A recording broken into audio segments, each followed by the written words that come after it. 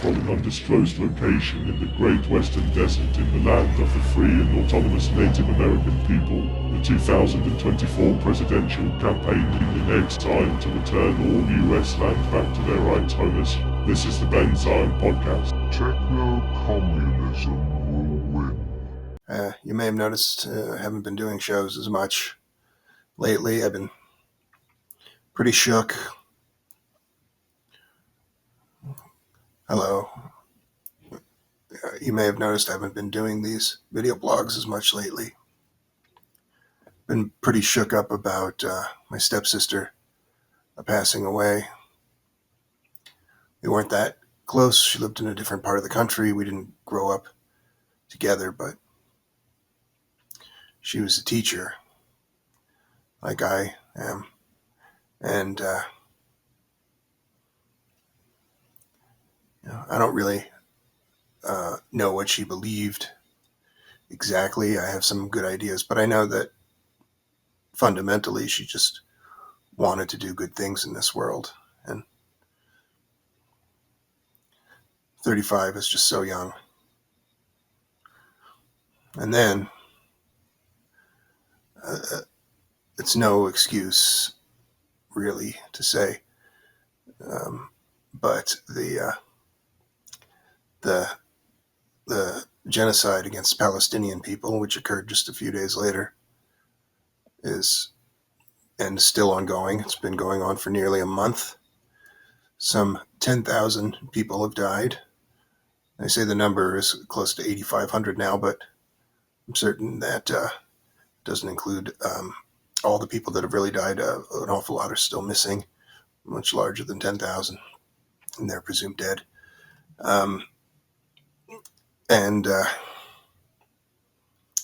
If anything, I should be doing more of this sort of thing, or finding better ways to do it, because not a lot of people watch this video blog. Usually,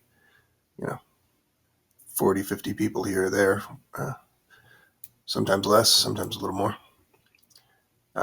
But if you are watching this, you should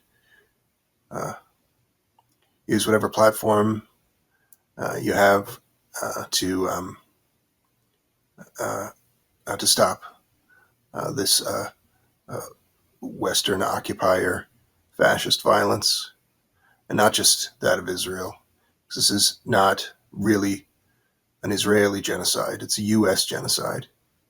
Israel only exists because it's been a military client state of the United States from shortly after the moment of its malformation. And there's nothing in Israeli foreign policy that isn't directly planned by the U.S., caused by the U.S., or given the direct approval of by the U.S. And that goes both ways. Israeli lobbyists have a huge part to play in U.S. Domestic and foreign affairs. So it's not a one-way street, but the idea that Israel is really in control of the U.S. is pretty laughable, because you can read the receipts and see that the U.S. has funded Israel without the U.S. and other fascist Western backers. This genocidal apartheid state would not exist, would not operate with impunity, would not be a nuclear power. All of these things would not be the kind of economy that it is. So I was talking on Facebook to Paul, the gay barista, on Twitter, interacting with, not really talking with. And Paul, the gay barista, is just the name that he's known by. It's and he's pretty straight shooter. He's also, like myself, running a fringe protest presidential campaign. So you can you could just Google those words, and and the word Twitter and find him there. We were talking about the idea of homelessness and housing authority and just U.S.'s general gross negligence in its treatment of its citizens and all of the people of the world. And it impacts some more than others. The U.S. is directly involved in not just, hundreds of thousands of Palestinian deaths over the last 80 years, but U.S.-led anti-communist, anti-worker wars, just in living memory, have killed 40 million people. Specifically, those kind of wars. The U.S. has just an incalculable amount of blood on its hands, and it's always manages to launder its reputation. When it killed 1 million people in Indonesia in the 60s, it seemed to people at the time, and until relatively recently, that what had happened there was the action of rightists with the approval of the U.S., but the distant approval of the U.S. But that's not what happened. The U.S. planned and executed those murders of millions of people, teachers, labor union representatives, ordinary workers were just murdered. 1 million of them, just for no reason, just because the world has to be aligned to fascist power, and that's the job of the United States. And as bad as that is, doing that all across Latin America, dozens and dozens of times, doing that all across Africa, dozens and dozens of times, the West has done this, doing that in every corner of the earth. As bad as that is, what has happened when these fascists have won. The fascists won the battle against the communists in the 20th century, is the narrative. And so in the late 20th and early 21st century, now we are seeing the fruits of that. And what are the fruits of that? Well, the planet's dying. Capitalists are not responsible enough to organize a bake sale, much less an economy. And so the result is that certain kinds of pollutants, particularly those from fossil fuel products and livestock products, animal products, that's 99% of the problem, really, those two kinds of things. They're irresponsible creation, overuse. The plastics and petroleum products, gasoline, and so forth. This world would not be a worse place if we were using a tiny, tiny fraction of that. If basically all the oil were kept in the ground and we were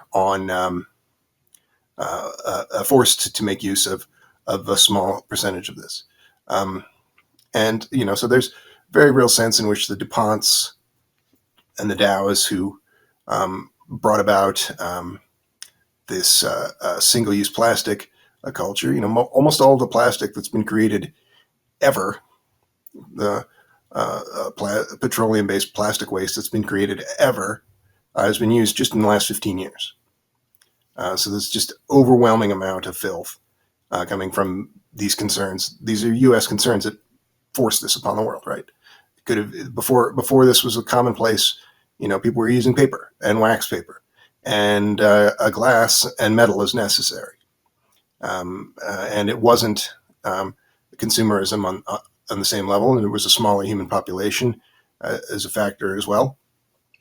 But that's never the first thing to say when you talk about this, and you should always be very careful to say it, I think. And of course, you would say, if you would say this of the DuPonts and the Dows, basically every food company, every huge number of major companies that don't have this reputation of DuPont or Dow as being killers of Earth are still basically petroleum product companies, right? But you would say doubly so then of General Motors and Ford. These are the worst fascist entities ever to exist, except for the military-industrial complex of the United States. because they have insisted upon this world where mass transit is not used, but instead this ecocidal product line is forced upon the world. And so we could get rid of these things, but we don't. And so I was talking to Paul about something else, a housing authority, and or not really talking. I responded to something he said. That's how conversations go on social media sometimes. And it occurred to me that I was thinking about the housing authority, and then I was thinking about basic income advocates that I've known.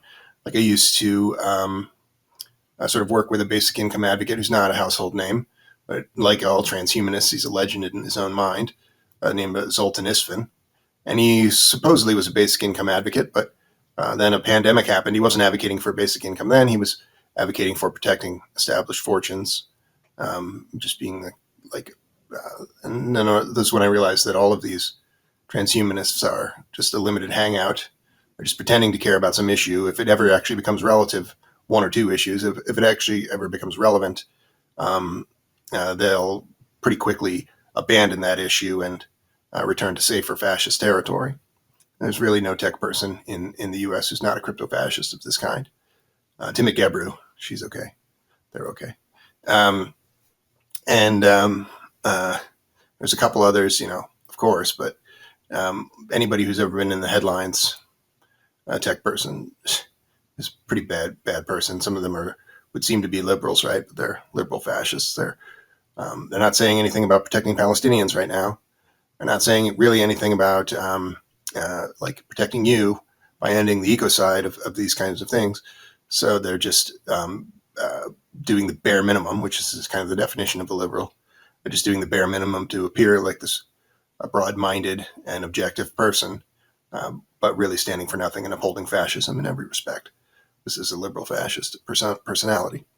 Another guy who I met, didn't have a working relationship kind of deal going with him, but I met him, was Andrew Yang, a basic income advocate of a stature that is more recognizable.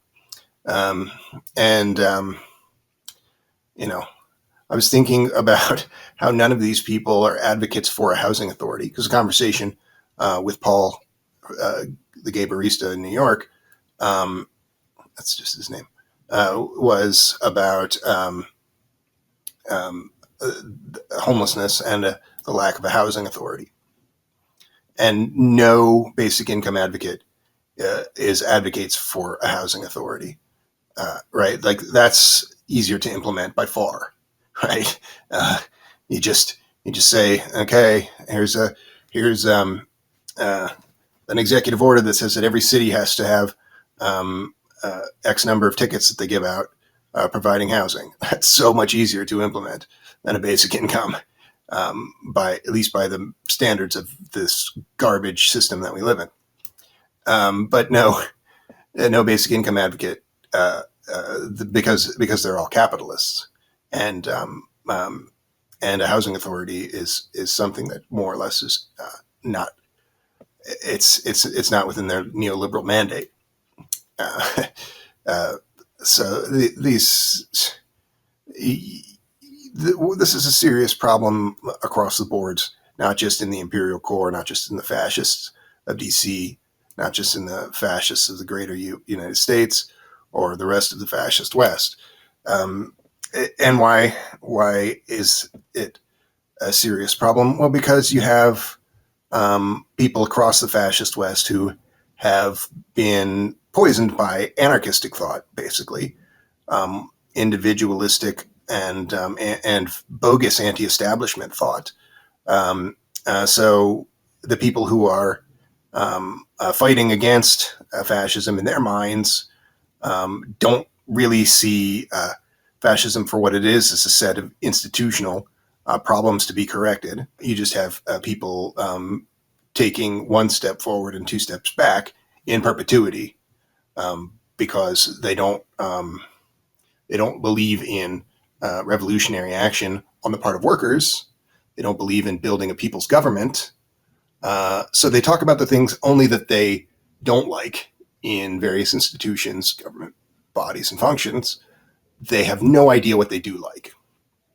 I said this in another conversation to Kate Oz, Caitlin Johnston, who's a better known person than Paul or myself. Paul is a bigger account than me by a bit, and but Caitlin Johnston is bigger still. One of the most visible anti-imperialist voices on social media, and one of the most active anti-imperialist voices on social media, and that's a good thing to be, right? But Caitlin Oz is not a communist.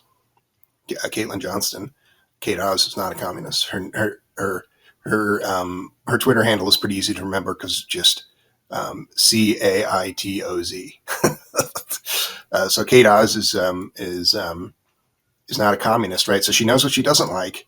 She doesn't like the institutional problems of the imperialist West, and to a high degree, she doesn't like the institutional problems of the capitalist world. But she doesn't really offer much in the way of saying what she does like. So you don't really see her talking about a people's government, or even really saying none too much about the things that would push up to that a reformist might support, like, say, Marianne Williamson running for president on a housing authority and public health service ticket, which isn't what she's going to do, and she's not going to be the president either. She's just trying to sell some books. But that would be an example of a person becoming president who then led to some serious reforms. Caitlin Oz doesn't even talk about that kind of thing. For one thing, that's a domestic issue, and she lives in another country, and her country does have slightly more in the way of those things than the United States. But her country is still in the top 12 worst fascist countries after the U.S. and NATO powers.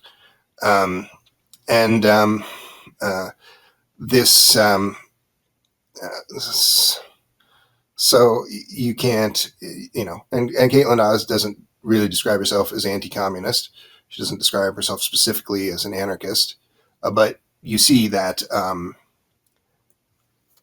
that failing in the thinking of people across the West. We've been poisoned against this basic idea that people should get to decide, right? That this is not a democracy. Even in a well-run democracy, which the United States is so far from that, but even in a well-run liberal democracy as envisioned, is not a democracy, right? Because a democracy would include people being able to make choices in their economic interest, and that is by definition not possible in any system except of ones that have existed, except that of the democratic centralism of countries like the USSR. That's democracy, and the idea that those countries, democratic centralism is not democracy, is literally just a CIA talking point that almost everyone except people like Kate Oz don't really push back against that. And Kate Oz is probably one of the least evil people on the planet, right? And I feel quite assured that if there was a people's government, Kate Oz would probably support it, right? Like countries that have the closest things to that in existence today, the half a dozen countries that have something like that today, she doesn't have a lot of smoke for them, right? Like she's mostly likes China and so forth. She likes Cuba. She likes Laos, Vietnam, and North Korea. She doesn't trash them, but it's not enough. If you don't want the planet to be dead, let's say, it's not enough just to be the sort of person who wouldn't be an absolute pain in the ass if there were a people's government. You have to be the person who is, there's hundreds of thousands of people just in this country that I live in, the United States. there's hundreds of thousands of people marching in anti-Palestine protests. So there's many, many tens of thousands of people in the Northeast and many thousands of people marching almost every day in DC specifically. Those people need to get better organized. And you, if you live anywhere near there, you need to join them. If you can go to DC, you should join them and help them put together a plan that will make a statement, make a splash, that will put the fear of God in Americans, so to speak, that will make them realize that with the United States in existence on its present course as the champion of super polluting corporations, protecting those super polluting corporations with its military industrial complex, itself a super polluting entity of the highest order, the world's worst polluter, with this structure in existence, forcing the rest of the world by cultural factors, institutional factors, and this militaristic mechanism onto this path of a death spiral into capitalism's climate apocalypse. With this situation continuing to exist, you will be dead soon. Your species will be extinct. And every beautiful thing that's ever been, all of the culture and art, all of human endeavor, every story that's ever been told, it will have been as if it had never happened. That's reality of the next 30 or 40 years, unless you join those marches on DC and figure out how to turn them into direct action against the United States that could lead to its downfall. That would be the one thing in this world, of all of the things, that could save this species. If you were to snap your finger and all of the white people in the greater Washington, D.C. area were suddenly gone, the likelihood that humankind would survive to the end of this century without billions of loss of life, without the loss of life of billions of souls, would instantly double if you got rid of those couple 100,000 motherfucking pieces of shit. All right? Now, I don't exactly know how to do that, but I do know that that's what needs to happen. I don't see too many communists. I see communists talking about fucking Germany from 150 years ago more than they talk about the United States killing the planet. I see communists talking more about the Soviet Union from 80 fucking years ago than they're talking about the United States killing the planet. There's virtually no one, even among the very best of us, the Catastrophes and the Marxist-Leninists, there's virtually no one who has any fucking perspective at all on what's happening in the world or is really trying to lead people or take appropriate action. And if those people, the smart guys in the room, aren't capable of it, of course, the liberal fascists, whose whole identity is constructed around creating defense mechanisms to prevent them from seeing institutional failings for what they are, of course they're not going to be capable of it. So there's no fucking adults in the room. You know, the fucking adult in the room is a guy with a stupid fucking hat, who has no infrastructure or organization really at all. You know, and that's quite by design, right? I was reading a book about the infiltration of COINTEL type programs, specifically in the Communist Party. I've read a couple of books with a lot of chapters about this recently, and you know, it doesn't. The point of these COINTEL type initiatives, because counterintelligence is a huge part of what the United States does, separate from the COINTEL type programs specifically. But a big point of this is that there can be no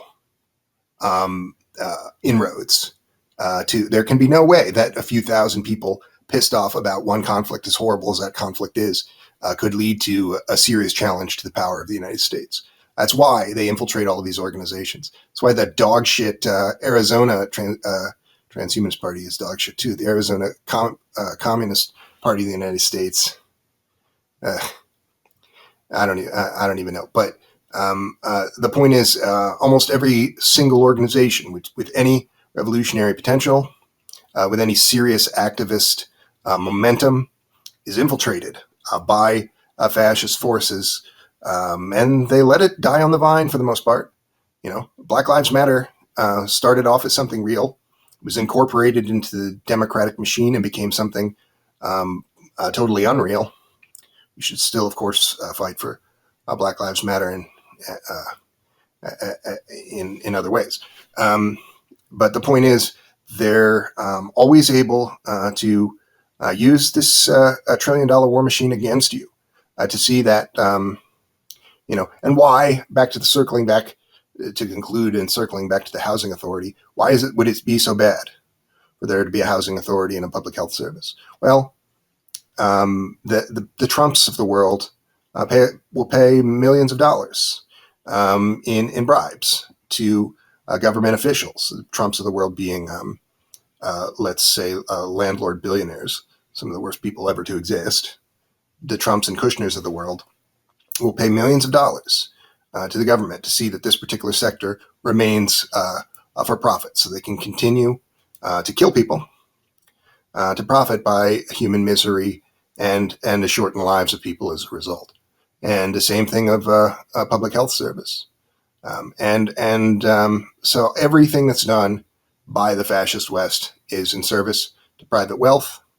If you're a person who's fighting against private wealth, if you believe in the abolition of private wealth, then you are in fact the only person who is not really some kind of fascist sympathizer. And the liberal West will bend over backwards to confuse that issue, to make it seem as if they are not liberal fascists, but they are.